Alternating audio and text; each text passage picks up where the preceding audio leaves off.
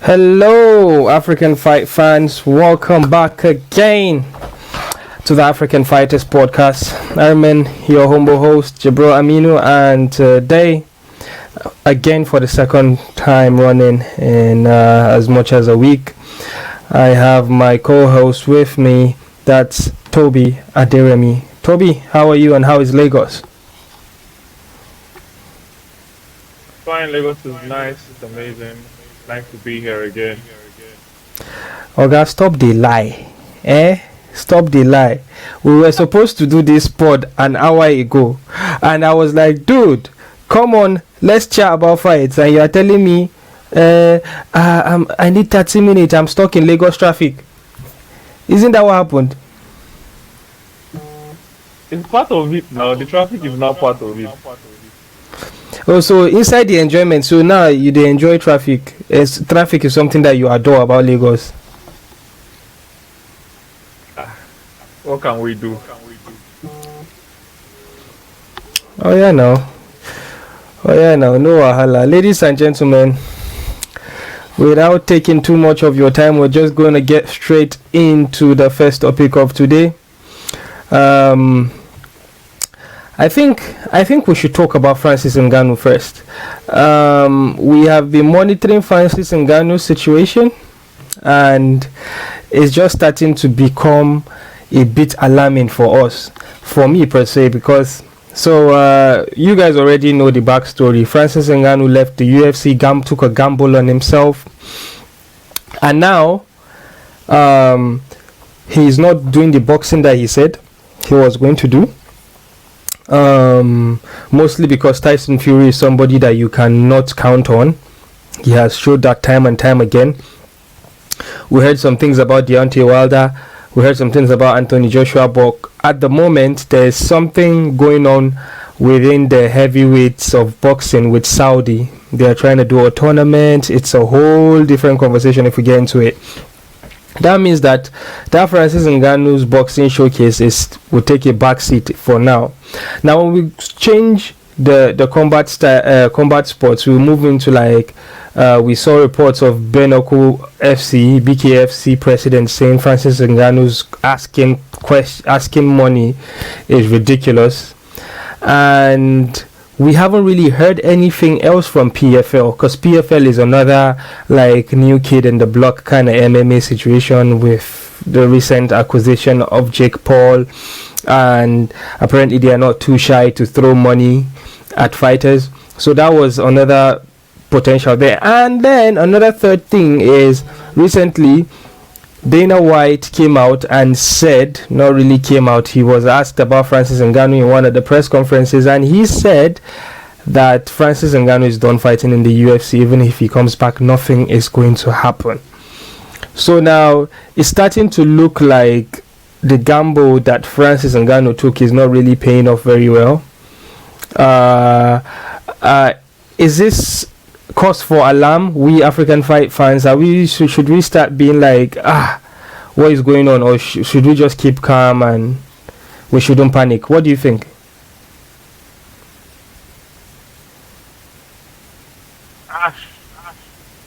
This is a very interesting topic, because I feel like, the more time passes, people are very, there's a lot of recency bias, these days. So it's easy for them to forget everything that Ngannou has done in the past.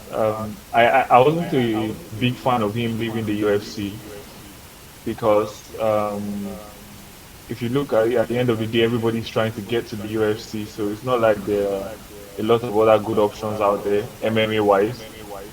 And I know if you compare the boxing money to the UFC money, it can look like as if it's a very big difference, but that's only at the top. And so him fighting one of those big heavyweight guys would have been really, really interesting to watch if the UFC was backing that, like when we saw McGregor take on Mayweather. Now it feels like, okay, the UFC has pulled out and is by himself. So I don't think it's as intriguing as it should be or it would have been. And also, I feel like it's just too much risk for any of those big guys, without enough reward for them. Because if I beat Ngannou, if I'm Tyson Fury, if I'm Anthony Joshua, if I beat this guy, what have I done? I don't gain anything significantly except maybe the money, but it doesn't give me a title fight against Fury. It doesn't give me anything that big, but it's a win-win situation for Ngannou. If he beats me, then he's now, the next guy up. And so I feel like they will be a little bit skeptical when they, deciding to fight him because he's a dangerous fighter. An argument can be made that, like, I understand the points that you made, but like an argument can be made that, like, if Ngannou, because Dana White mentioned they offered Ngannou like the biggest contract in the UFC heavyweight history. I think about 8 million. Sorry guys, it's very late here. So I think about 8 million was thrown out, and with the duration, like, if he stays in the UFC, with UFC being the monopoly of MMA, he would be like in the limelight of like pop culture, basically, because he has started crossing over to pop culture because he featured in the Fast and Furious movie, and like a lot of people would see Francis Ngannou straight away and recognize it even if they don't know the UFC. So like staying in the UFC, that machine that UFC is, will push his brand, and there's a lot of money that would come with that. So that could be argued that the money that the UFC would give him to fight, and then the money that he would make from his own branding from being a UFC fighter, could match the money he would make in boxing. So, but another thing is, he could actually, I think there is also talk about him fighting Chisora. I believe Chisora is a British boxer, but I think Cameroonian by native. So there is talks about that, and to be honest, it's not as mouth-watering as what we thought Francis Ngannou's next move would be. But again, we cannot knock a man. He took a gamble on himself. Him and Dana White have been going back and forth. They really, really did not treat him well. And to this point, you would say that Francis Ngannou is not really chasing the money anymore. Is not really chasing the money. If he was after money, he would have stayed in the UFC. That's what I think. But sorry. He would have taken you if he was after money. Yeah. Anyways, that's it from me. We just spent a few minutes on this one, but speaking about boxing heavyweights, we move from one boxing heavyweight to another. So we had a huge boxing event yesterday here in London at the Copper Box Arena. That is the home of London Lions basketball team. I was in the arena about a month ago, and it's very, very beautiful. Joyce versus the Chinese Zhang. A lot of people call him Zhang, which is the wrong way of saying it. Fun fact, I've been in China for 6 years, so I know how to pronounce Chinese names. So he is Zhang, and he has a cool nickname, which is the Big Bang. So Big Bang Zhang. So yeah, TKOs Joyce in the 6th round for the WBO interim heavyweight title. So did you see the fight? Speaking about this fight, did you see the fight, and what were your thoughts about the fight? I did watch the fight. I saw the fight. I felt sorry for Joyce in a way, because I felt like, after weathering the storm in round 1 and 2, where it looked like they were going to knock him out, only for the referee to stop the match, like, because he couldn't see out of his eye. I feel like after weathering the storm, it looked like he was outboxing, although he was getting caught by big shots from Zhang. But I feel like in terms of output, he was throwing a lot more. And I didn't think that Zhang was going to knock him out if the fight continued, but obviously the eye was not cooperating. So Yeah, because he actually didn't have to take this fight. Yeah, well, he did not have to take it, but it was like he was already positioned as like a lot of people argue he's in the top 5 of heavyweight boxing before yesterday. Obviously, right now after that loss, he's going to go down in a lot of people's books. But like pound for pound boxing, I wouldn't say pound for pound, but like in the heavyweights of the world, he was definitely in the top 5, depending on where you would put him. But like the thing is with Joe Joyce before the fight, a lot of people, when you are predicting such fights, you would know that he likes to take the fighters to the deep waters, that is go the whole length, like the 12 rounds, and like he was very, very notorious for his solid chin and lack of head movement apparently. So and in the end that came to bite him in the ass, because Zhang is a big heavyweight that is a southpaw, which is not something that is very common. That means that his straight right is coming down the pipe, and he found a home for it on Joyce's eye. And he repeatedly throwing that straight left, throwing it down the barrel, and obviously Joyce's head was very static. It wasn't moving out of the way.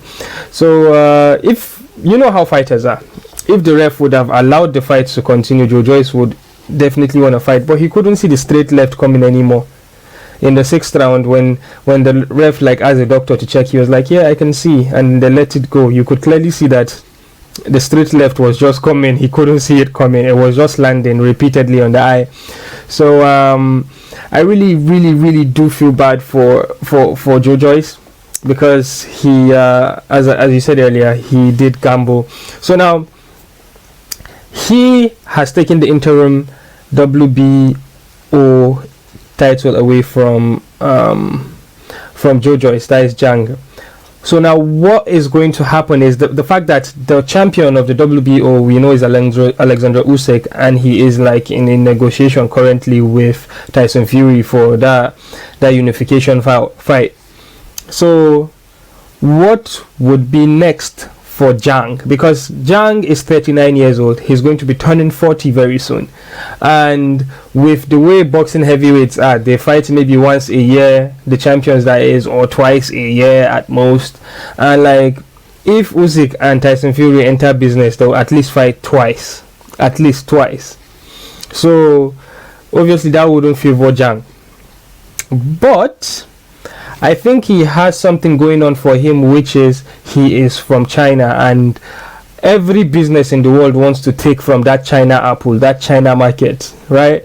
So it might be mouth-watering enough for Tyson Fury to look at Zhang and be like, okay, Beijing Olympic Stadium, Shanghai Xinhua Stadium, or wherever, and they go over there, make a spectacle about it, because China has opened its borders recently.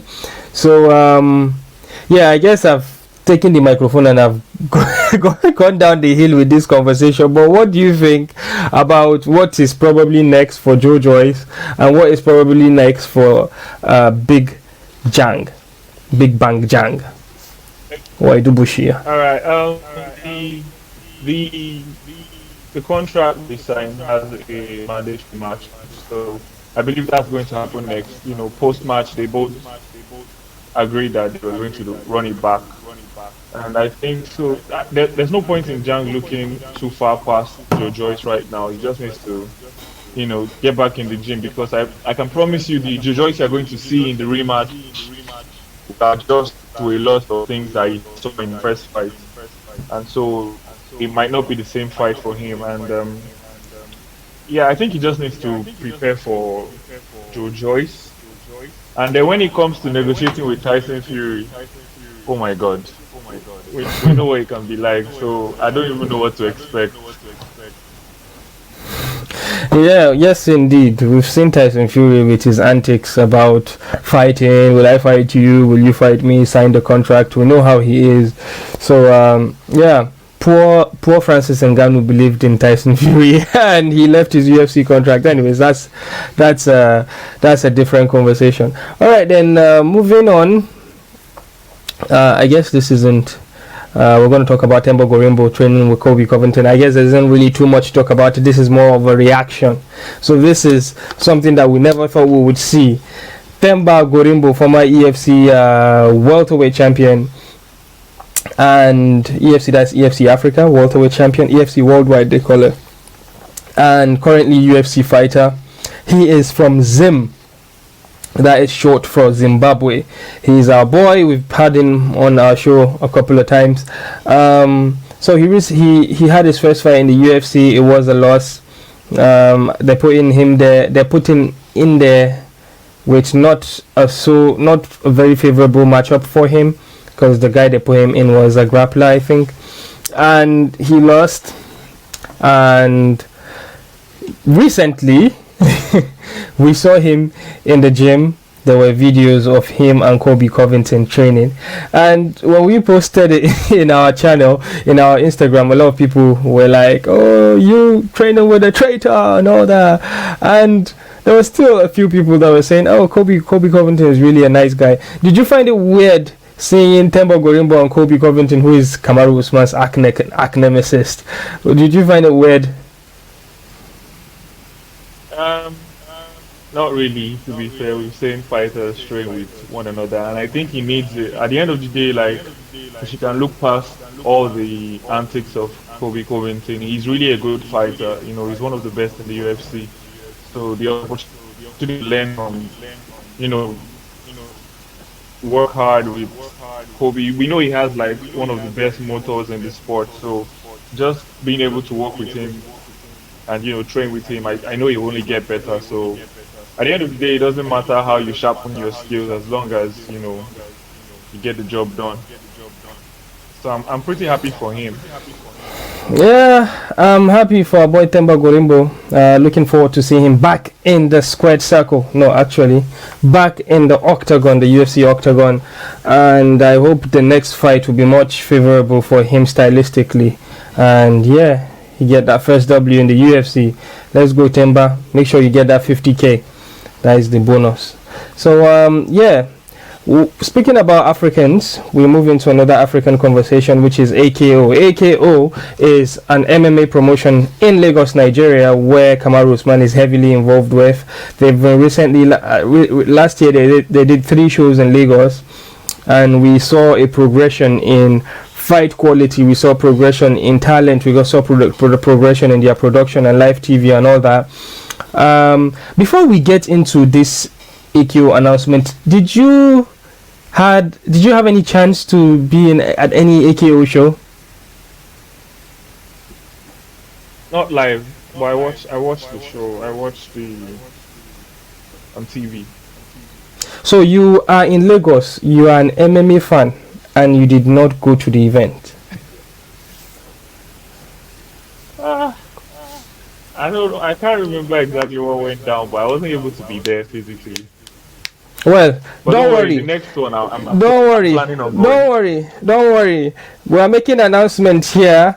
This is an exclusive. We heard it from very, very reliable source. Ladies and gentlemen, AKO are coming back with an MMA championship. This is going to be like the PFL Grand Prix or Bellator Grand Prix or PFL tournament. This is going to be season 2023. It's going to be starting next month, just in 3 weeks, on the 12th of May. AKO Championship 2023, season 2023. I said that again. You don't have a broken speaker. So from what we heard and from their Instagram page, there are going to be 36 fighters fighting from 14 different African countries, and we would be having 5 weight classes, and we would have 5 champions at the end of the season, which is in December likely, because that will be the grand finale. So obviously Kamaru Usman, after he lost to Leon Edwards, a lot of people will be like, maybe he's going to kind of shy away with the Nigerian MMA situation, but boy oh boy, they are going in, putting all their cards on the deck. This is a game changer for West African MMA. A lot of African fight fans will be wondering why we are prioritizing this. This is very huge for us, because we are not from South Africa, we're from West Africa, and South Africa have EFC going on for them over there, and this is very, very huge. And shout out to Kamaru Usman and whomever his partners are. We really cannot wait. And you better be there this time, Toby. You better be there. And even if it takes for us to get you some media pass, so you can go backstage and probably interview some fighters, and you can get to interview Kamaru Usman too. So wouldn't that be exciting? I would love that. I definitely love that. Definitely. Okay, so we'll see what we can do about that. Yeah, I think it's something that we would easily do, because I don't think AKO would have an issue with us being there with our cameras and our microphones. It's just yeah. So let's move on to the next. What do we have over here? So exciting stuff going on in the UFC flyweight. Exciting stuff for an African fighter who is the star boy Manel Kape. Manel Kape is going to be fighting, well, it's not confirmed yet, unofficial, Daveison Figueiredo in UFC 290. That would be in Vegas, I think, in July, according to the UFC calendar. So if you don't know, Manel Kape is an Angolan Portuguese. He was a champion in Pride. Is it Pride? No. Well, I forgot. Yeah, he was a champion in Japan, in some popular promotion in Japan, I'm sorry. And I think he was the bantamweight champion there. When he moved into the UFC, because of how weight cut is very serious in America, he moved down to flyweight.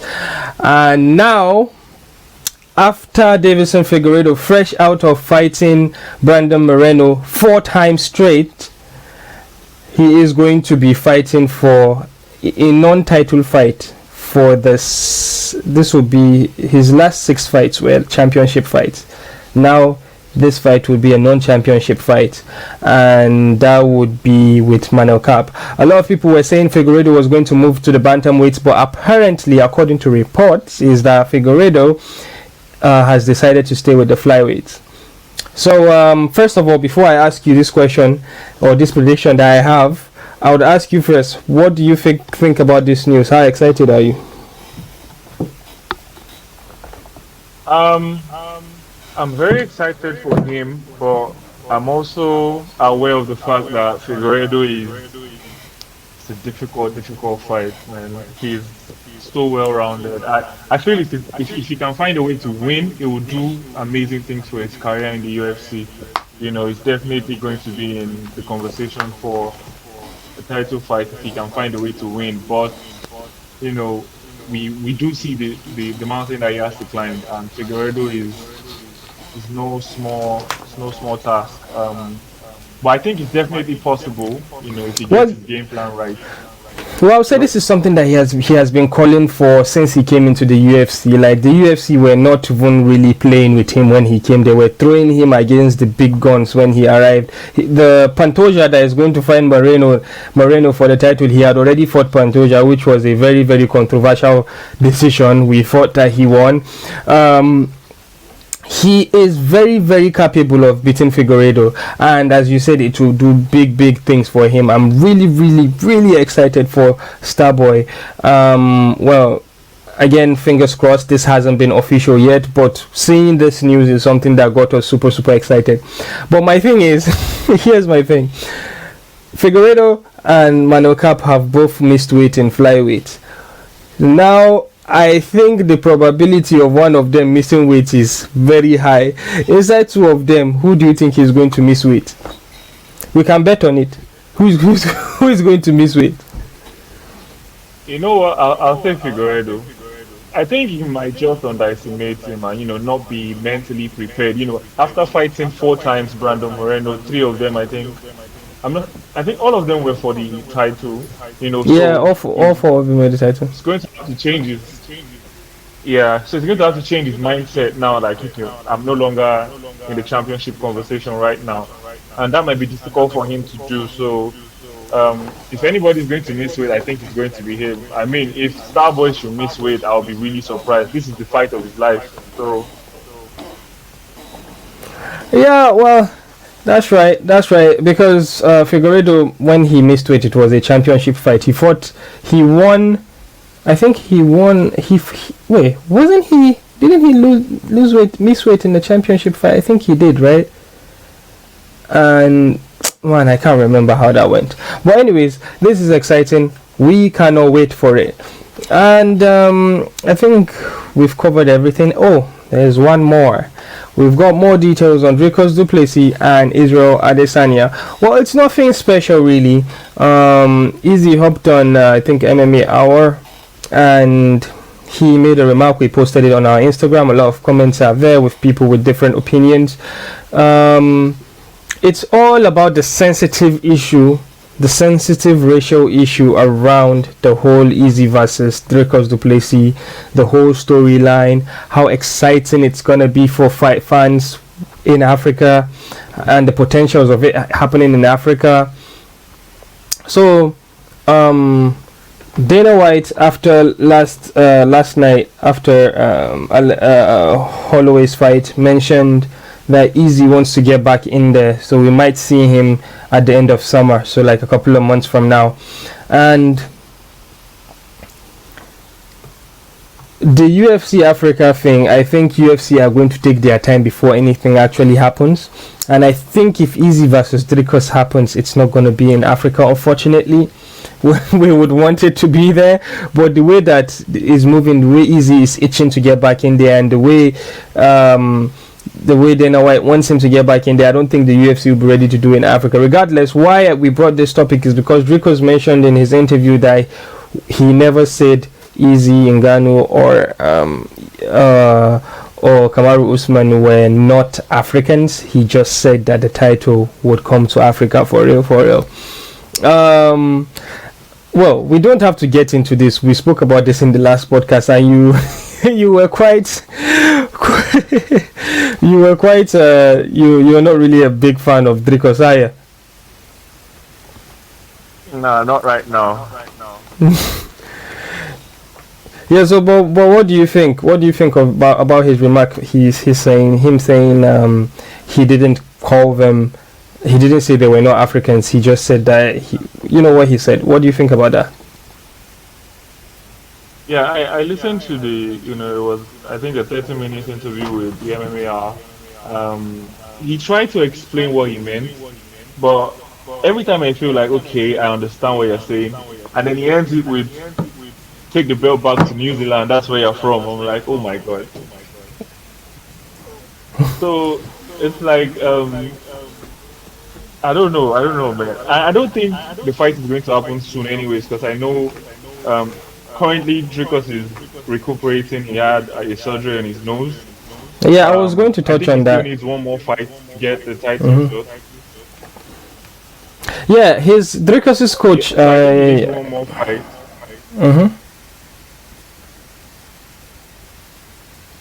I'm listening. Oh, okay, sorry. So Dricus's coach mentioned that Dricus had been fighting his last 3 fights. He was fighting with 20% oxygen. I would kind of agree because yeah, there was a time that Izzy called him the guy with the drunken style, that Dricus has drunken style. Apparently, the way he fights is very unorthodox. That you'll be like, this guy is going out, and then he ends up knocking out his opponent. Yeah, when he fights, his mouth is always opened. I remember he was telling Joe Rogan, I think, right, or DC was it, that's how he is. He is not tired. His mouth is constantly open from the first round to the third round. Apparently, he had issues with his nose, so he wasn't really breathing very well through the nose, so he had to open his mouth. So, with him winning his fight the way he did, rather ugly or not ugly, or unorthodox or not unorthodox, he still won, and he's a dominant fighter. Do you think that after this surgery, what threat do you think he poses if him and Izzy actually fight?